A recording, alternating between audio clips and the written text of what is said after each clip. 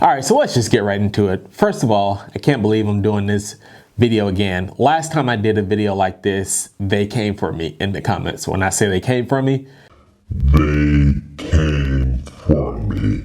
So I did a video about 2 years ago about, maybe not even 2 years ago, close to 2 years, why I didn't follow Dave Ramsey's 7 steps to getting out of debt. Now, first of all, before I get started and jump into it, let me say this. I'm definitely a fan of Dave Ramsey's steps. I want to give credit where credit is due. Definitely, if I would not have been given the Total Money Makeover book, my prior employer are the ones who turned me onto this book, I wouldn't have went down my path to paying off debt. Like, I literally had no structure, no nothing of paying off debt. And yeah, I just want to give that credit.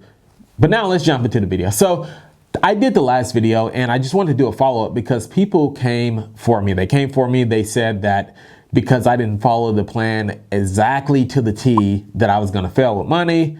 I was never going to be good with money. I was going to be back in debt. They said comments like I didn't even try.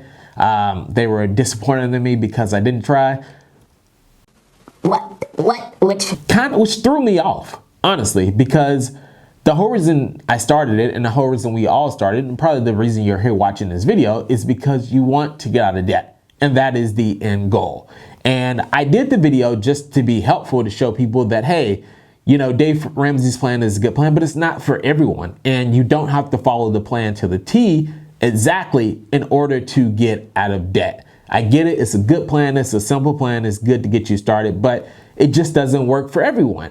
I look at it the same way as if you're trying to, you know, lose weight or get in shape. Like, you can't just jump on, most people who jump on just a crash diet and just go cold turkey, they have a greater chance of failing or not completing it, as opposed to those who come out with a plan and you cater it and you tailor plans to work for you. So you go meet a personal trainer and they're not going to give you the same cookie cutter plan that they give every single person that walks through the door. Now, it may have like some foundational stuff that may be the same in there, but they're going to cater a plan towards you. They know how to push you, what's going to motivate you, what's going to help you achieve the goal. Because at the end of the day, just like when you're trying to pay off debt, you want to become debt free. Same way as when you're trying to lose weight or get into shape, you want to get in shape. So like I said, there's a lot of people that came at me, and two things that I did differently, which, you know, I did the debt snowball or debt avalanche, you know, knocked out my debt first, built up my emergency fund.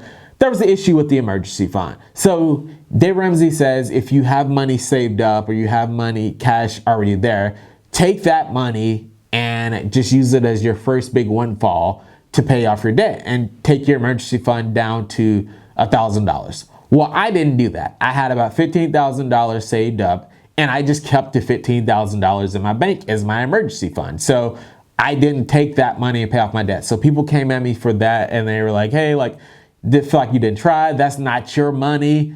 You're losing money by paying interest on it. You should have just used that to pay off your debt.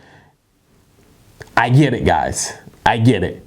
Most of the people, and it's funny because most of the people that commented and said that, I simply asked them how long did it take them to get out of debt and if they were able to pay off their debt. Either they didn't respond or the answer was no. So first of all, be careful who you're taking money advice from. Even if you're taking advice from me, you're watching these videos, still go out and do your own research and, you know, find a plan that works for you. Go out, do your own research, find a plan that works for you. I'm saying you can go find several different plans and take pieces out of it and cater a plan that will work around your needs and what works for you, what's going to motivate you in order to get out of debt. Because at the end of the day, the reason why there's a lot of people sharing personal finance stories, or a lot of more people nowadays are sharing their journey, is because there's no one good way to do it. Now, there may be some better ways to do it, and people may have different subjective views on how to do it. But the thing I like today is that there's a big community of personal finance channels, blogs here on YouTube that just share their advice and their journeys of what they do with money, how they're able to get out of debt, how they invest the money, like what they're doing to make wealth. And I feel like there wasn't a lot of that going on, especially even just in, you know, I'm African American, of course, even like in the Black community, like it's not something where money is talked about all the time or money isn't talked about openly.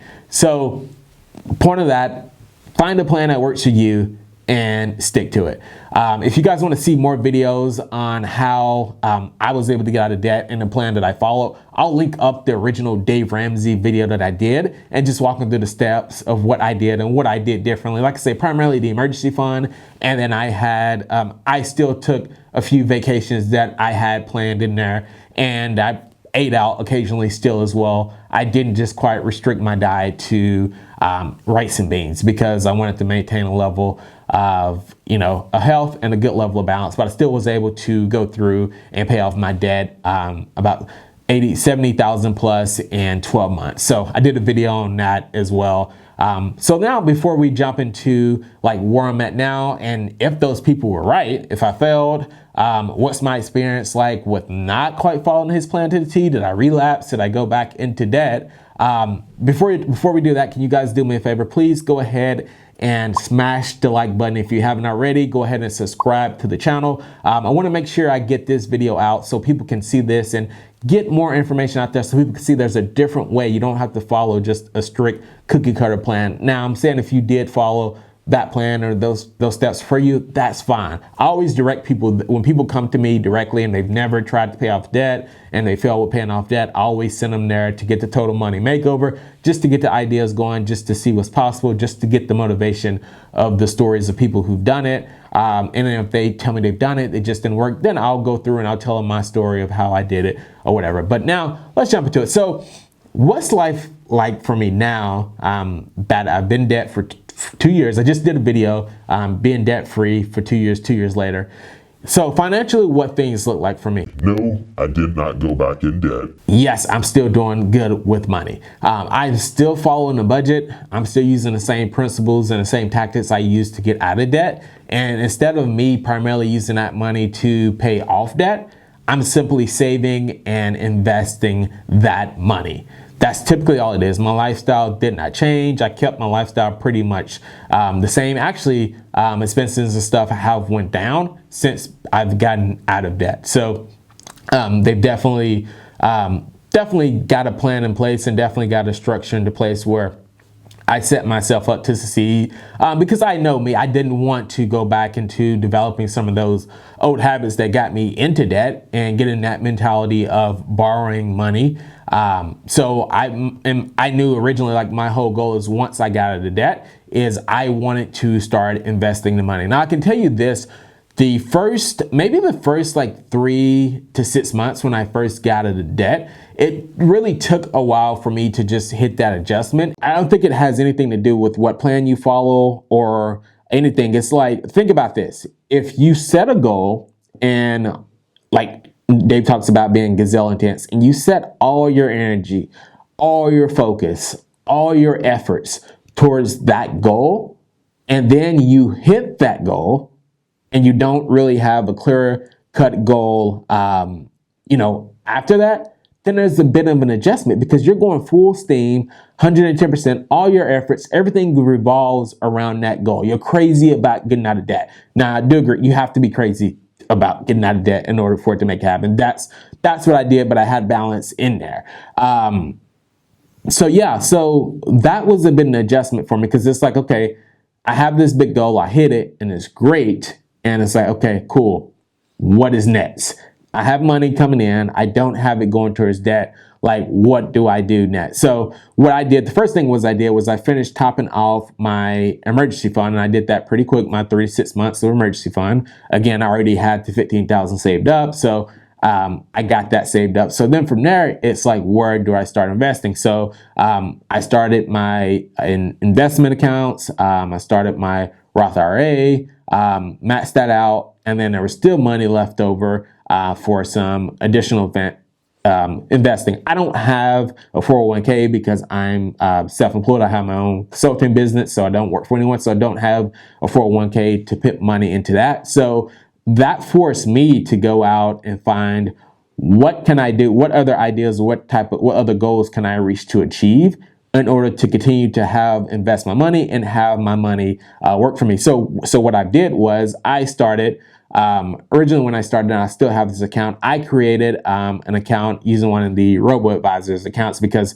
I had to go and now that I got my debt paid off and I wasn't really focused on the investment part of it or educating myself on that, I had to go deep dive into different methods of investing my money and starting to get my money to work for me. So I know I wanted to start investing, and I didn't want to like come up with excuses and not actually like get the process going. So what I did was I set up my Roth IRA, then I set up a account with Betterment, which is one of the robo advisors out there. There are several out there.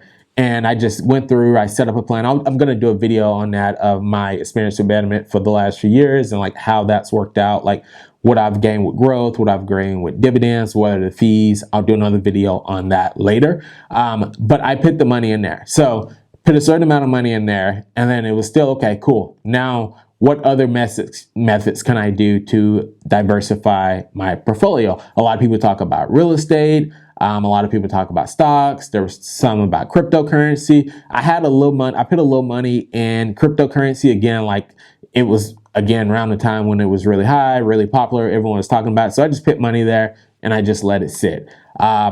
Same thing with real estate. So I started looking into real estate, and really the first thing, I just got out of debt, and we still had our house in Austin, our condo. And there was a talk or option with just going through and just putting all the money towards that and just paying that off.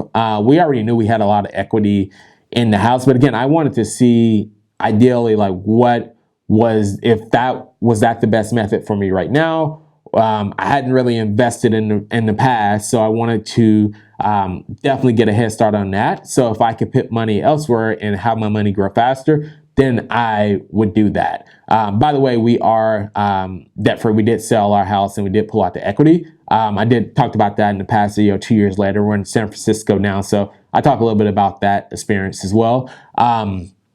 So what I did was, like I said, I put the money in the Roth IRA, I put some money into Betterment, and then the rest of it, I just started saving. And while I was figuring it out, I just put money into a high interest savings account. And like most of them give like right around 2%, a little bit less than 2%. It's fluctuated over the last few years. It's definitely been dropping here as of lately. But I put the money in there, and it wasn't a lot, but it was still making some money to kind of help keep up with inflation until I figured out what to do. So I did that. I also looked into like I said, I started looking into real estate, and a lot of people talk about real estate and how to make money from real estate. And I know we've had success with our current place, our previous place as well, with building equity and cash flow. And so started educating myself on that, looked at a few deals, looked at a few options. And I hadn't quite pulled the trigger on that, but it's still a goal of mine. It's something that I wanted. It was originally a goal that I wanted to do this year, but just the deals and stuff that I found, I wasn't quite comfortable with, especially since I'm in San Francisco. I knew I was going to be moving. It was primarily going to be long distance, which again brought on another learning curve, or a chance for me to educate myself on being a long distance real estate investor, a long distance owner. So I'm still in the process of educating that. I did have some deals that come through. Again, they were far away, and it just was outside of my comfort level to jump into, right away without really understanding like how to invest, being long distance. So that's something that I'm going to continue to get up on and educate myself on in the short term. And hopefully I can get a property or two set up, a good deal by the end of 2020. That's one of my goals for next year. But so what I did, I put money towards, primarily what I did, I found another way to invest in real estate. And what I did was I ended up, finding during my process to educate myself, finding guys who, they did flips, and, they bought properties and they flipped them, and they needed money to go in, or basically they needed like hard money loans in order to, fund the project and get it fit. So I found a guy through another mutual friend of mine, and I've done several deals with that. And it's come back with a pretty decent return. I've done it 3 or 4 times already within the last year, and it's a pretty good return. Definitely a lot better than what, it's a guaranteed return too, a lot better than what I was able to do so far, even with my high interest savings account and with my investments with Betterment. So that's definitely worked out for me. And I'm going to continue to, I have a certain amount that I'm putting towards that I'm just going to keep just re-upping and redoing with that. Because it's, like I say, that's easy money that I can put, that would just be sitting in the bank regardless, that I can put to work and have it make money for me. I looked into some other investments as well, as maybe investing in some small businesses or companies to help fund them. Also looked into some methods of, investing in energy. Looked into that. I haven't quite pulled the trigger on that. I've also found a way to make money, which is probably not a typical path, but I'm really into shoes, and for a while there, I had no interest in, but over the last few years, I've really piqued my interest into shoes, and the sneaker market is pretty hot. I've done a few videos on sneakers as well. So I've been in kind of like buying sneakers and hold them for stock. I've been able to make quite a bit decent amount of side income, nothing crazy, but still extra money in order to be able to make some a little bit of extra additional income with just researching and reselling sneakers and shoes. So I keep sneakers in inventory. I hold them. When the price is right, I sell them. Sometimes I do like a quick flip, so I'll buy them. I know the price is really high, and then I'll just sell them right away. But some I buy and hold, and some I just flip right away. It's been a quick way easy way for me to make money, and also a way for me to get shoes without really spending any money on shoes, just because I make enough profits from reselling that I can actually buy the shoes that I really, really want. So that's been pretty cool. I've also, probably the biggest investment that I've made with myself is I've been able to invest back into myself, into my education with my business and my company, to be able to go to conferences, to be able to put money into my business. So that's definitely been a huge investment for me. I'm definitely starting to see returns on that as well, to continue to grow and continue to push my business forward. So that's been really cool as well.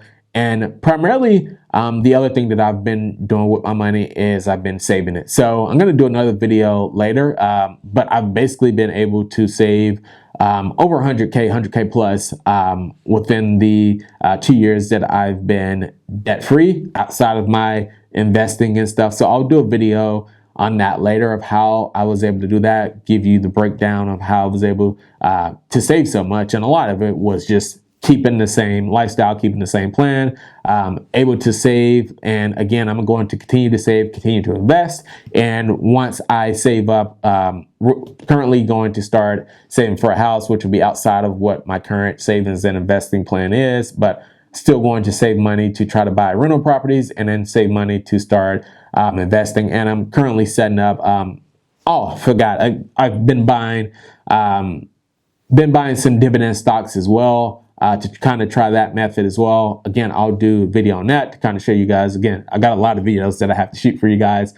Trying to be more of an open book, trying to give you guys a lot of information of just what I'm going through, open up behind the doors so you guys can see. But I just wanted to say that, hey, if you guys are in the process of paying off your debt, and the main key I want you to take away is find a plan that works for you. Ignore all the noise, ignore all the people that said you're going to fail if you don't do it a certain way, you're going to go back behind, it's not going to work, you cheated, you didn't struggle enough.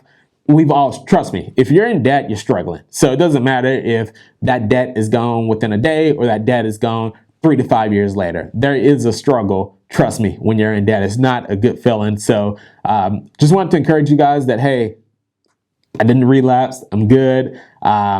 Didn't go back into bad money habits, still been able to maintain the same habits. And if you guys want some encouragement or want to continue to follow my journey, make sure, again, go ahead and smash the like button, go ahead and subscribe to the channel. Going to be dropping some more videos consistently for you guys, just to give you guys feedback and updates as to what's going on with me, what I'm doing with my money, how I'm using my money to grow, hopefully to inspire and motivate you all as well, to help be generational changers. I'll see you all on the next video.